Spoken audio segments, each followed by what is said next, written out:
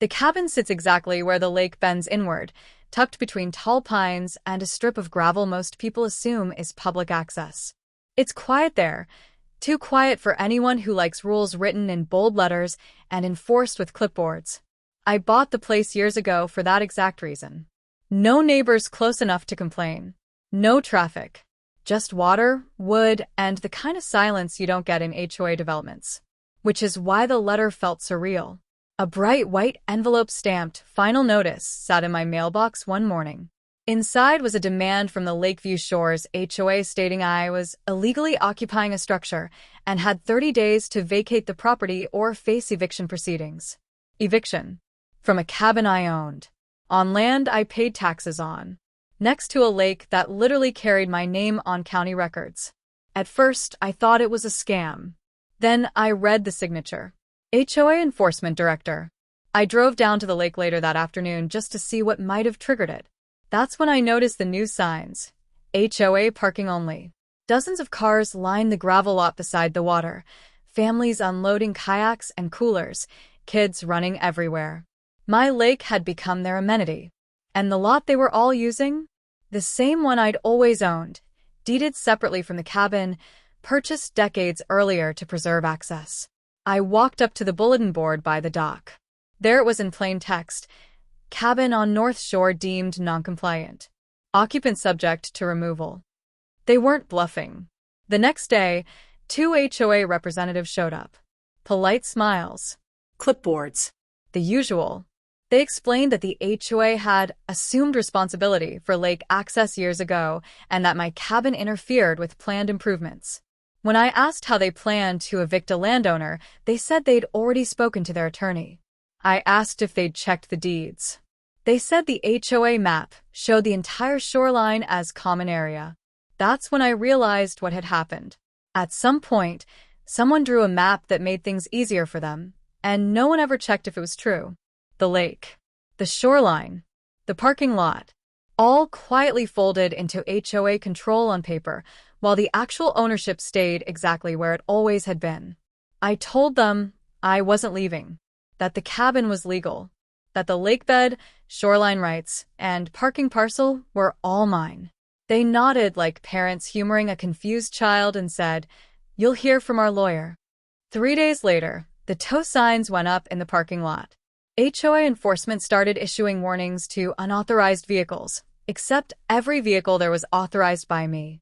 And every one of them belonged to an HOA member who thought the lake was theirs. That's when I stopped being patient. I pulled out my records, original deeds, separate parcel filings, lake rights documentation, aerial surveys showing the parking lot boundaries, even the access easement language that allowed me and only me to grant use. I didn't send a long email. I sent a single certified letter. It stated that the HOA had no authority over the cabin, the lake, or the parking lot, that continued interference would result in revoked access, and that eviction threats based on incorrect maps constituted harassment. They didn't respond. Instead, they escalated. A red notice appeared on my cabin door. Vacate property, HOA enforcement. That was the moment I decided to stop explaining and start enforcing. Because if they wanted to play authority games, they were about to learn something very important. You can't evict someone from property you don't own.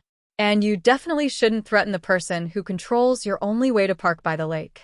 The first thing I did wasn't dramatic. No locks. No chains. No confrontation. I simply went to the county office and pulled a current certified plat map, the kind stamped, signed, and impossible to argue with. It showed exactly what I already knew. The gravel parking lot sat entirely on my separate parcel, deeded long before the HOA even existed. No easement. No shared access. No common use language. Clean ownership. That same afternoon, I hired a local surveyor. By sunrise the next day, bright orange stakes outlined the lot's boundaries with humiliating precision. Every single HOA vehicle was parked squarely inside my property line. I counted 43 cars. SUVs, trucks, minivans. Every one of them technically trespassing. Still, I waited. Instead of responding to my certified letter, the HOA sent a process server to my cabin. He taped another eviction notice to the door, this time threatening fines for continued occupation and unauthorized lake use. They were doubling down, assuming intimidation would work. That's when I made my move. At 6 a.m. the following morning, 2 flatbed trucks rolled in. Not tow trucks. Contractors. Heavy steel bollards, pre-ordered and permitted, were unloaded along the entrance to the parking lot. By 8:30 a.m., the only access point was sealed. No warning signs. No confrontation. Just a simple metal barrier across land I legally owned. By 9 a.m., chaos. HOA members arrived with paddleboards and fishing gear only to find themselves stranded at the road. Phones came out. Voices rose. Someone tried to move a bollard and realized it was anchored in concrete. Another tried to drive around the side and hit a survey stake marking private property. Then the HOA president arrived. She demanded I remove the obstruction immediately. I calmly handed her copies of the deeds, the survey, and a printed email from the county confirming there was no legal access across my land. She barely looked at them. Instead, she said the words that changed everything. "We'll call the sheriff." Perfect. When the deputy arrived, I didn't argue. I didn't rant. I just handed him the same packet. He reviewed it quietly, walked the boundary markers himself, and then turned to the HOA board. "This is private property," he said. "You don't have access rights here." The president protested, claimed historical use, claimed HOA authority, claimed the lake was for the community. The deputy shook his head. "Then you should have verified ownership before threatening eviction." That was it. No citations. No orders to remove anything. Just a polite suggestion that the HOA consult their attorney and leave my property. By noon, the parking lot was empty. HOA members were forced to park half a mile away and walk. Elderly residents complained. Parents dragged kayaks down the road. And every single person asked the same question. Why can't we use the lot anymore? The HOA sent out an emergency email blaming temporary access issues. I sent nothing. That evening, I added one more thing. A professionally printed sign at the lot entrance. Private property, lake access by written permission only. The next day, the HOA's attorney finally called. He wasn't aggressive. He wasn't confident. He just asked one question. What will it take to reopen access? I smiled. Because now, for the first time, they understood the truth. They weren't evicting me. They were negotiating with the person who owned their lake, their shoreline, and their only parking lot. And I wasn't done yet. The HOA attorney didn't wait long after that first call. By the end of the week, I had a formal proposal in my inbox. Polite, carefully worded, and very nervous. They wanted a temporary access agreement. A renewable permit. Something that would let them save face while quietly undoing the mess they'd created. I read it twice. Then I noticed what wasn't in it. No apology. No acknowledgement of the eviction threats. No admission they had no authority over my cabin. Just an assumption that I'd be eager to restore harmony. So I didn't respond. Instead, I went back to the county, this time to the Water Resources Department. I pulled permits related to the lake itself. Turns out, the HOA had been advertising it as a private community lake for years, charging residents higher dues because of it. Problem was the lake wasn't theirs. It was mine. Entirely. Shoreline, water rights, dock permits, everything traced back to my parcel. The HOA had never updated their disclosures. Never corrected their bylaws. Never told homeowners the truth, which meant they'd been collecting fees under false pretenses. That changed the leverage completely. I forwarded the attorney a short email. Before discussing access, I'd like to address the HOA's unauthorized representation of my lake as a community asset. Please advise how you intend to correct that. The reply came an hour later. They wanted a meeting. We met in a neutral office downtown. No HOA board theatrics. Just me, their attorney, and a very thick binder he kept adjusting like it might protect him. He admitted it quickly. Yes, the HOA had assumed ownership based on historical use. Yes, that assumption was never verified. Yes, correcting it would be complicated. I slid a second folder across the table. Inside were copies of HOA newsletters, listing descriptions, and dues statements, all referencing exclusive lake access. I didn't accuse. I didn't threaten. I just let the documents speak. He sighed. If homeowners realize this, he said carefully, there could be significant liability. I nodded. That's why I haven't told anyone yet. That was the moment the power dynamic fully flipped. He asked what I wanted. I told him plainly. First, all eviction notices withdrawn in writing. Second, a public correction sent to HOA members clarifying that the lake and parking lot were privately owned and access was by permission only. Third, reimbursement of my legal costs and survey fees. And finally, this part made him pause, a permanent easement agreement on my terms, including limits on usage, hours, noise, and maximum occupancy. He said he'd need board approval. I told him I'd need time limits. While they deliberated, life in the HOA spiraled. Residents complained nonstop. Social media groups lit up. Why didn't anyone tell us? Where are dues going? Who's responsible for this? The HOA president tried damage control, blaming a misunderstanding with a landowner. That didn't go over well. 2 board members resigned within a week. Then something unexpected happened. One homeowner knocked on my cabin door. She was polite, nervous. She said she'd lived there 15 years and had no idea the lake was an HOA property. She apologized for the fines, the letters, the threats. Said most residents were furious at the board, not me. That told me everything I needed to know. This wasn't about revenge. This was about accountability. When the attorney finally called back, his voice was different. Tired. Measured. The board is prepared to accept your terms, he said. All of them. I agreed to draft the final language with my attorney. But I added one more condition. The HOA president who initiated the eviction attempt would be removed from her position and barred from serving on the board again. There was a long silence. Then he said, "Understood." By the end of the month, the notices were gone. The correction letter went out. Dues were adjusted. And the lake, my lake, was officially listed as privately owned in county and HOA records alike. But the real fallout? That came next. Because once homeowners realized how badly they'd been misled, they started asking questions the HOA couldn't answer. And some of those questions came with lawyers attached.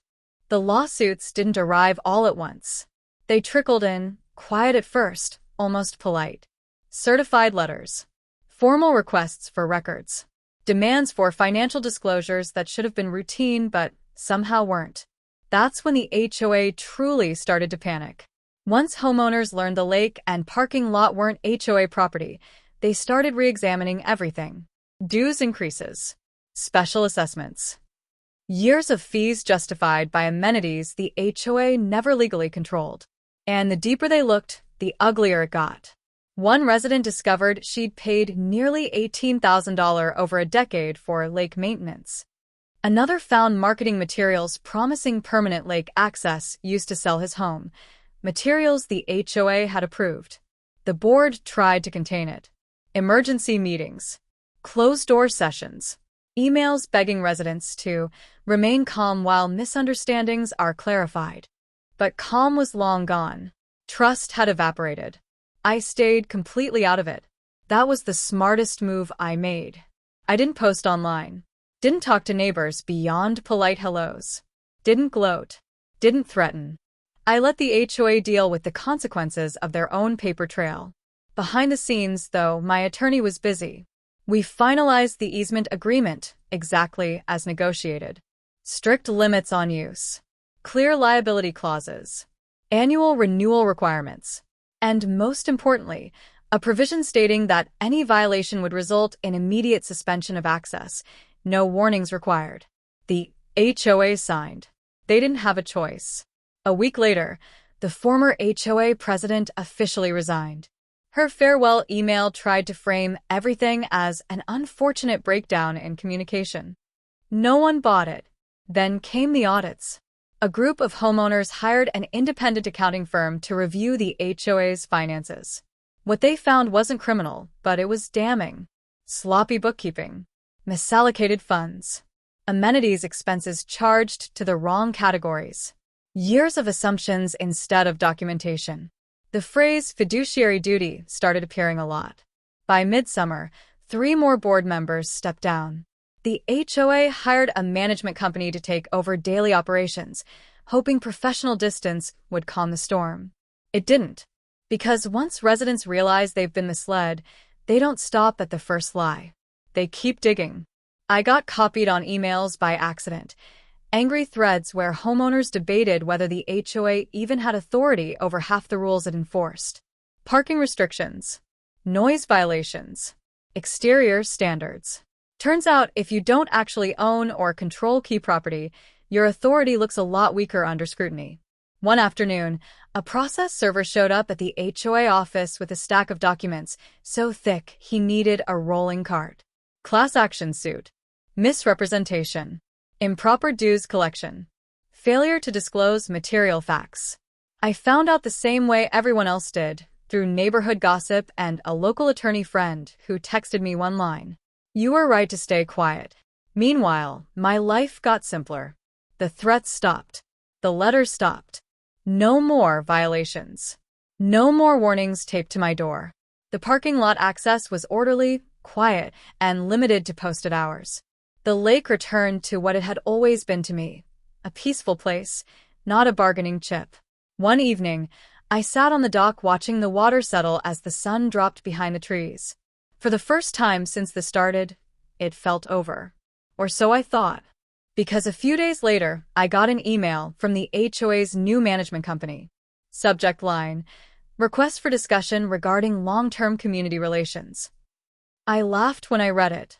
They wanted to talk about rebuilding trust, about cooperation, about moving forward together. But here's the thing they still didn't understand. I was never trying to win a fight. I was protecting what was mine. And now that the dust had settled, I had one final decision to make, one that would determine whether this HOA ever had leverage over me again. That decision would end it for good. I didn't reply to the management company right away. Not because I was unsure, but because I wanted to be precise. For weeks, I watched how things played out without me saying a word. The lawsuit moved forward. The HOA's insurance carrier got involved. Dues were frozen. Amenities were quietly reworded on the community website. Every update confirmed the same thing. The HOA no longer had the power it once pretended to have. That's when I made my decision. Instead of a meeting, I sent a written response, short, professional, and final. I agreed to one thing only, a permanent separation of interests. No community relations. No joint committees. No future negotiations. I proposed converting the temporary easement into a revocable, non-exclusive license, renewed annually at my discretion. No automatic extensions. No assumptions. No implied rights. And if the HOA didn't like that, they could build their own parking lot, dig their own lake, or explain to homeowners why access disappeared entirely. They accepted within 48 hours. The final agreement was signed, recorded with the county, and attached to HOA disclosures so it could never be misunderstood again. Any future buyer would see it. Any future board would be bound by it. That was the real victory. Not humiliation. Not revenge. Clarity. The lawsuit eventually settled. Homeowners received partial reimbursements. The HOA's bylaws were rewritten. The management company stayed but under stricter oversight. And the phrase historical use vanished from every document they produced. As for me, I got my peace back. The cabin stopped feeling like contested ground and went back to being what it always was, a place to breathe. Mornings with coffee on the dock.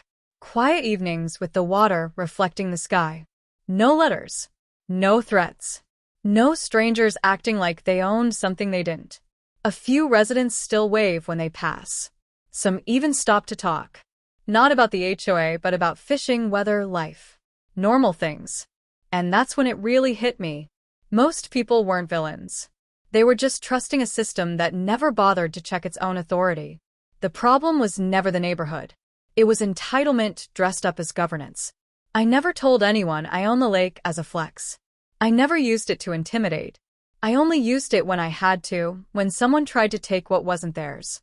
That's the part HOA boards like to forget.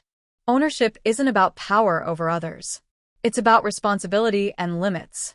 Months later, I received one last email from a former board member. No lawyers. No threats. Just an apology.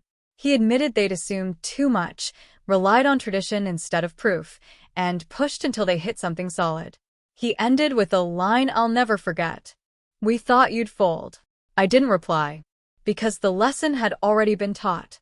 If there's one thing this ordeal proved, it's this. Paperwork matters. Boundaries matter. And when someone tries to bully you into surrendering your rights, the strongest response isn't shouting back. It's knowing the truth and being patient enough to let it do the damage for you. The HOA moved on. So did I. And the lake? It stayed exactly where it belongs. Quiet, clear, and unquestionably mine.